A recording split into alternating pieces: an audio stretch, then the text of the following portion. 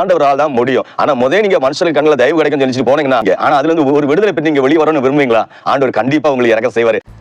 Price Lord brothers and sisters, கர்த்தருக்கு ஸ்தோத்திரம். இந்த மாதத்தின் வாக்குத்தத்த வசனத்தை உங்களோடு பகிர்ந்து கொள்வதற்காக நான் மகிழ்ச்சி அடைகிறேன். இதன் மூலம் தேவநாமம் மகிமைப்படுவதாக. தேவன் நமக்கு தந்திருக்கும் இந்த மாதத்தின் வாக்குத்தத்த வசனத்தை தியானிப்போமா? உபாகமம் 4வது அதிகாரம் 31வது வசனம். உன் தேவனாகிய கர்த்தர் இரக்கமுள்ள தேவனாய் இருக்கிறபடியால் அவர் உன்னை கைவிடவே மாட்டார், உன்னை அழிக்கவும் மாட்டார். உன் பிதாக்களுக்கு தாம் ஆணையிட்டு கொடுத்த உடன்படிக்கையை மறக்கவும் மாட்டார். ஹல்லேலூயா.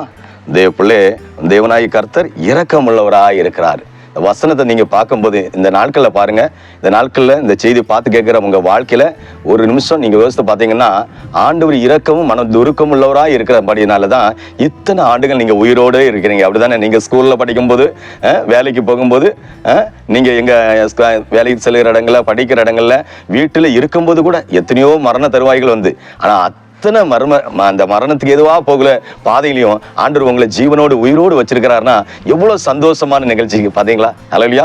எத்தனையோ குழந்தைகள் தாய்க்கு கருவுல இருக்கும் போதே அழிஞ்சு போகுது. ஹல்லேலூயா. அது ஏன்னா ஆண்டவருக்கு தான் தெரியும். தேவ பிள்ளை எது செய்தாலும் கர்த்தருக்கு தான் எல்லாம் தெரியும், நமக்கு ஒண்ணுமே தெரியாது. ஆண்டவருக்கு தான் நம்ம வாழ்க்கையில அடுத்த ஸ்டேஜ் என்ன கொண்டு போனோம், எப்படி நிறுத்தணும், எப்படி மேல கொண்டு போனோம், உயர்த்தங்கிறது அவருக்கு காரியம் தெரியுது. ஆண்டவர் இறங்கி இருக்கிறாருன்னா நம்ம உயிரோட இருப்போம். ஆண்டவருக்கு இறக்கம் இல்லைன்னா நம்ம இந்த உலகத்துல மாண்டு போயிருவோம். ஹல்லேலூயா. அவர் எவ்வளவு நல்ல ஒரு தேவ பிள்ளைகளை. இத்தனை ஆண்டுகள், உங்க வயசு இப்ப எத்தனை வயசு நீங்களே யோசிங்க. இத்தனை வயசு வரை ஆண்டவர் உங்களை ஜீவனோடு உயிரோடு வச்சிருக்கிறாரா? அது ஒரு பெரிய இறக்கமா இல்லையா? எத்தனையோ பேர் குடும்பமா கார்ல போறாங்க, பைக்ல போறாங்க, ஆட்டோல போறாங்க, நடந்து போகும்போது எவ்வளவு ஆக்சிடென்ட், குடும்பமாக செத்து போறாங்க, மரித்து போறாங்க, காணாமல் போறாங்க, எவ்வளவு ஆபத்து. சிறு பிள்ளைகள் எத்தனையோ பேர் கடத்தப்படுகிறாங்க. ஹல்லேலூயா. உங்க பிள்ளைகள் கடத்தப்பட்டிருக்காங்களா? இல்லையா? ஆண்டவருக்கு நன்றி சொல்லுங்க.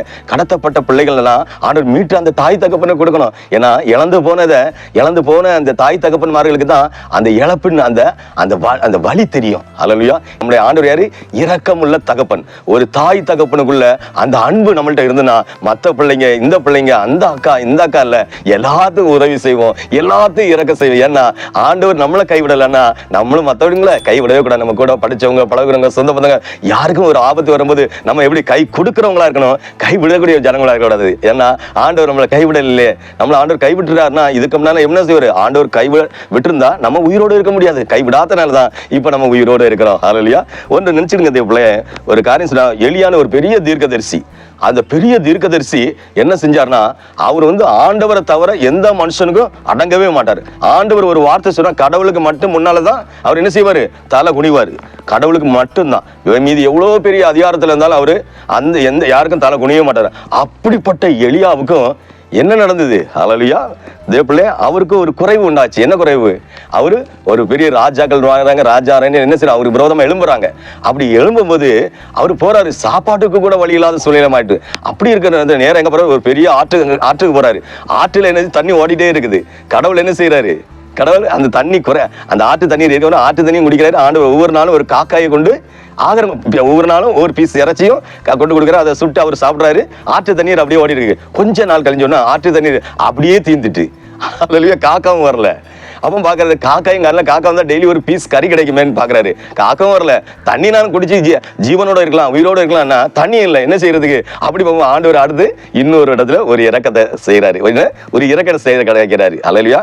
உதவி செய்யறதுக்கு, அந்த இரக்கம் காட்டுறதுக்கு மனுஷர்களுக்கு ஆண்டவரால் முடியும்னா அவருக்கு தெரியும். அவர் இவ்வளவு சோறு பெரிய தீர்க்கதரிசி, அவளை மிஞ்சி ஒண்ணுமே இல்லை. அப்படி இருக்க அவருக்கும் ஒரு குறைவு உண்டாச்சு.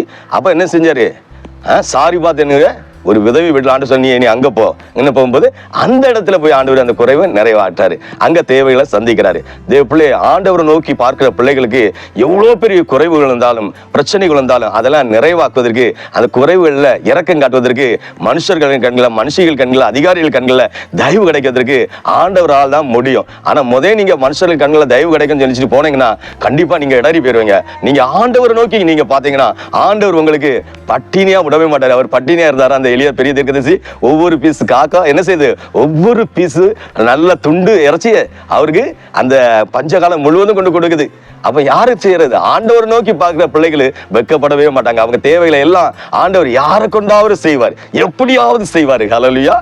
தேவ பிள்ளை, ஆண்டவருக்கு பிரியமில்லாத இடம் ஆண்டவருக்கு பிடிக்காத இடத்துல நீங்க இருக்கிறீங்க, ஆனா அதுல இருந்து ஒரு விடுதலை பெற்று நீங்க வெளியே வரணும்னு விரும்புவீங்களா? ஆண்டவர் கண்டிப்பா உங்களுக்கு இறக்கம் செய்வாரு. ஐயோ இந்த இடத்துல நான் வெளியே வர விரும்புகிறேன், ஆனாலும் என்னால முடியல. சிலவங்க சொல்லுவாங்க, இந்த பாவத்துல இருந்து விடுதலை பெற நான் விரும்புகிறேன், ஆனாலும் எனக்கு முடியவே செய்யல. தேவப்பிள்ளை, உங்களால முடியாது. ஏசப்பா உங்களை இறங்குற தகப்பன். எப்பேற்பட்ட சூழ்நிலையா இருந்தாலும், முடியாது, நடக்காது, கூடாதுன்னு சொல்லுகிற இடத்துல எல்லாம் ஆண்டவர் உதவி செய்ய வல்லவரா இருக்கிறாரு. அவர் இறங்குகிற தகப்பன். நீங்க ஆபத்து நேரத்தில் அவரை நோக்கி கூப்பிடும் போது அவர் இறக்க செய்கிறவர், விடுவிக்கிறவர். அவர் வல்லமே உள்ளவர். தேவப்பிள்ளை, முள்ளுகளுக்குள்ள லீலி புஷ்பம் இருக்கிறது இல்ல.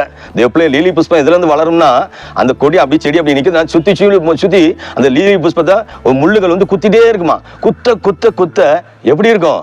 அதுக்கு அந்த லீலி புஷ்பத்துல இருந்து என்ன செய்தோம், உள்ள இருந்து அந்த சாறு வெளியே வரும்போது அது மனம் வீசுமா.